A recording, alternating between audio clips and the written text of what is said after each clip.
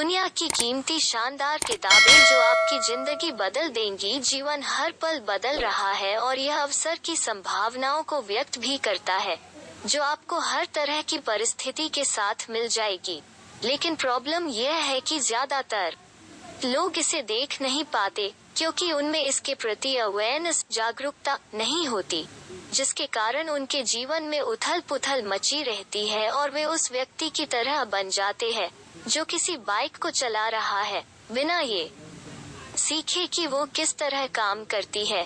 जब तक हम यह नहीं जान पाएंगे कि यह जीवन किस तरह काम करता है, तब तक हम उससे कुछ बेहतर हासिल नहीं कर पाएंगे। लेकिन अगर हम वाकई अपने जीवन को बेहतर बनाना चाहते है तो उसका सबसे आसान तरीका है बुक्स। यह मेरा पर्सनल एक्सपीरियंस है कि जब आप कुछ अच्छी किताबें पढ़ते हैं और उन बुक्स में लिखी बातों को फॉलो करते हैं तो आपका जीवन धीरे धीरे पर जादुई तरीके से बदलने लगता है।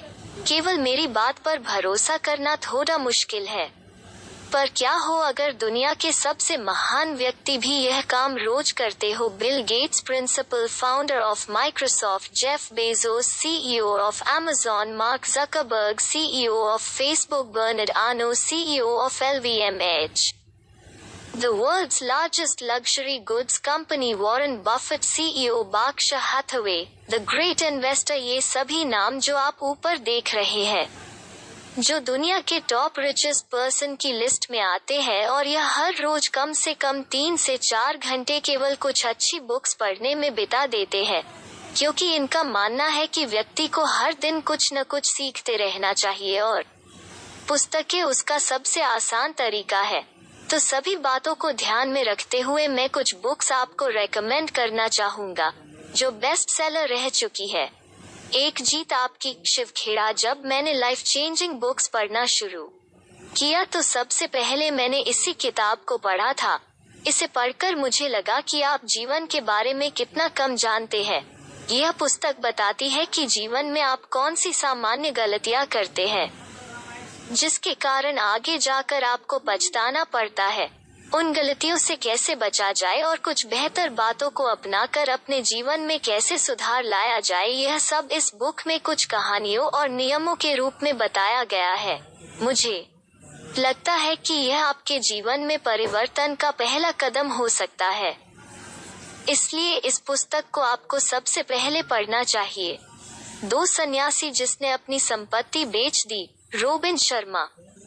Monk who sold his Ferrari in Hindi by Robin Sharma. इस बुक में एक व्यक्ति की कहानी है जो अपने काम और शरीर की बीमारियों से तंग आकर अपनी सारी संपत्ति बेचकर सच की तलाश में निकल पड़ता है। फिर कुछ समय बाद उसे कुछ सन्यासी मिलते हैं जिसके बाद उसका जीवन जादुई तरीके से बदल जाता है। यह पुस्तक हर दिन के साथ जीवन को कैसे आनंदमयी बनाया जा सकता है इसके प्रति प्रेरणा प्रदान करती है। इसे जरूर पढ़ें।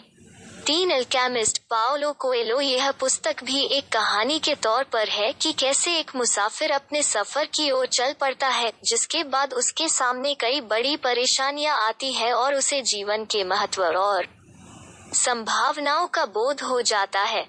इस किताब को पढ़ना एक तरह से किसी सपने को पूरा होते हुए देखने जैसा होगा जो बहुत ही रोचक है।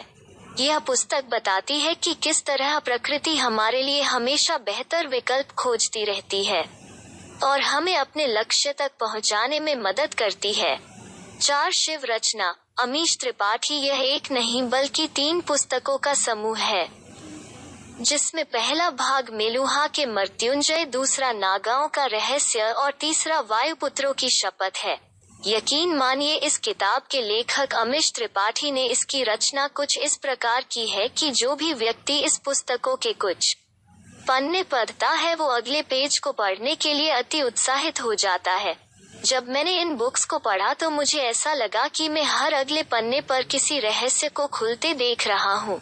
इसमें यह बताया गया है कि अगर भगवान शिव एक इंसान होते तो उनका जीवन कैसा होता।